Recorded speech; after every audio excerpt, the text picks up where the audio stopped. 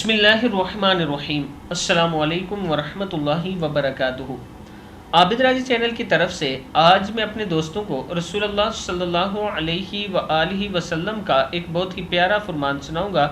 آپ دوستوں نے اس پر ضرور عمل کرنا ہے۔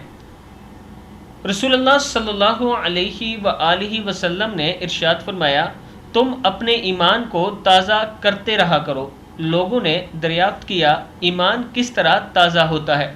فرمایا، کثرت سے لا الہ الا اللہ کہا کرو۔ کثرت سے مراد زیادہ سے زیادہ کہا کرو۔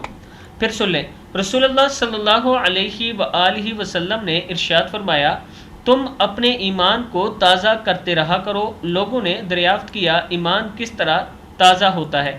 فرمایا، کثرت سے لا الہ الا اللہ کہا کرو۔ مسند احمد کی حدیث ہے۔ میں اپنے دوستوں سے گزارش کروں گا کہ اس پر آپ نے ضرور عمل کرنا ہے اور اس ویڈیو کو بھی آگے ضرور شیئر کرنا ہے تاکہ دوسروں تک پہنچ سکے۔ السلام علیکم ورحمۃ اللہ وبرکاتہ۔